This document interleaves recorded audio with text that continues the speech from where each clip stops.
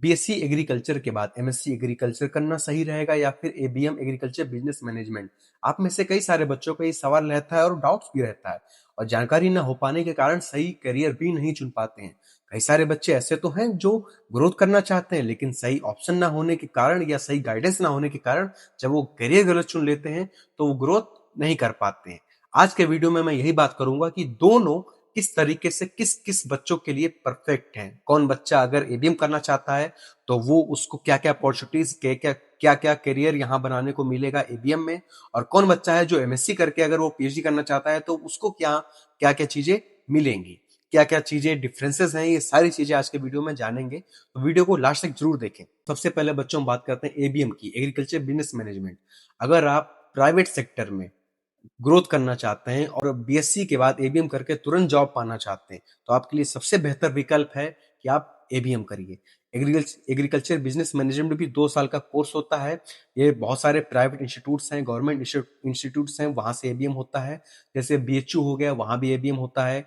Manage हो गया, नियाम हो गया, और राजस्थान में बीकानेर एग्रीकल्चर यूनिवर्सिटी है, वहां पे भी एबीएम होता है। और भी कई सारे इंस्टीट्यूट्स हैं जिनकी लिस्ट में आपको बता दूंगा आगे वीडियो में। आप यहाँ से एबीएम कर सकते हैं। इसके फायदे क्या होते हैं?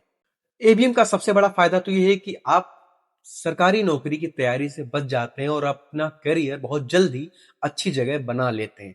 प्राइवेट कंपनी में आपको अच्छा पैकेज के साथ आपकी एंट्री हो जाती है। उसके बाद आपका वर्क परफॉर्मेंस के बेसिस पर आप बहुत जल्दी ग्रोथ कर जाते हैं। अब अगर हम बात करते हैं कि एग्रीकल्चर करने की, कि आप एमएससी एग्रीकल्चर करें या पीएचडी करें, तो ये कब करना चाहिए? अगर आपका सपना है कि आप सिर्फ गवर्नमेंट जॉब ही तैयारी करना चाहते हैं, तो अगर आपका सपना है आपको सिर्फ सरकारी नौकरी चाहिए, आपका माँ-बाप का सपना है सरकारी नौकरी चाहिए, तो आप इन चीज़ में जाइए। लेकिन उसमें अगर ग्रोथ की बात करें तो ग्रोथ लिमिटेड है, ग्रोथ नहीं के बराबर है। एक लिमिटेड ग्रोथ है क्योंकि प प्राइवेट जो कंपनियाँ होती हैं वो प्रॉफिट बेसिस पर काम करता है और जो गवर्नमेंट नौकरियाँ होती हैं वो वेलफेयर बेसिस पे काम करती हैं। कि मान लीजिए अगर किसी की 46,000 तनख्वाह है तो वो बहुत स्लो बढ़ेगी, बहुत धीमे तरीके से। अगर जो जो सरकार का टीएडीए बढ़ता है 3% 5% वो बढ़ता है। और जो इंक्रीमेंट, फॉर एग्जांपल मैं आपको मोटा-मोटा समझा दूं, अगर कि अगर कोई बच्चा है जिसने बीएससी करने के बाद एमएससी की, एमएससी के 2 साल के अंदर उसकी नौकरी लग गई, एक अनुमानित सैलरी 50,000 है उसकी। और वहीं पे एक बच्चा है जिसने एमएससी करने के बाद सॉरी एबीएम करने के बाद उसका प्लेसमेंट हुआ, उसने प्राइवेट कंपनी ज्वाइन कर ली, प्लेसमेंट हुआ, उसकी भी सैलरी 50,000 है।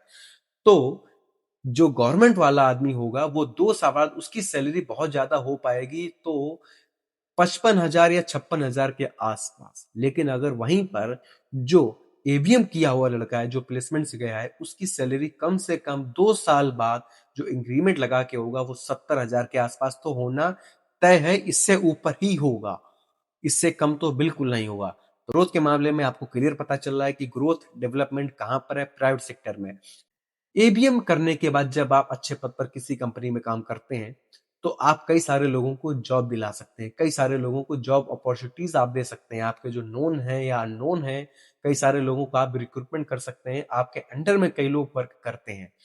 वहीं पर गवर्नमेंट जॉब की बात करें तो मैं जैसे शिक्षक हूं तो मैं बच्चों का करियर बना सकता हूं, मैं उनको सही गाइडेंस दे सकता हूं। लेकिन अगर मैं किसी और सेक्टर में होता, तो मैं पब्लिक सेक्टर का काम कर रहा होता, तो मैं वहां पर किसी को जॉब अपॉर्चुनिटीज नहीं दे पाता।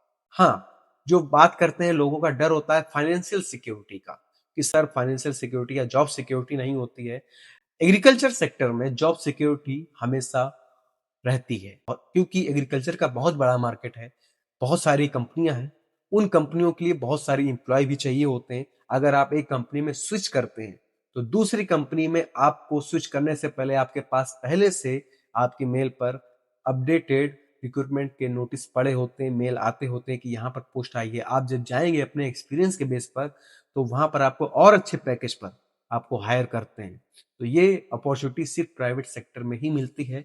और कई सारे लोग ऐसे भी हैं जो एबीएम करने के बाद कुछ साल जॉब करते हैं, बिजनेस स्ट्रेटजी को समझते हैं और अपनी खुद की कंपनी भी स्टेब्लिश करते हैं। कई सारे लोगों को मैं जानता हूं, मैंने देखा है, इसलिए मैं क्लियर बता सकता हूं।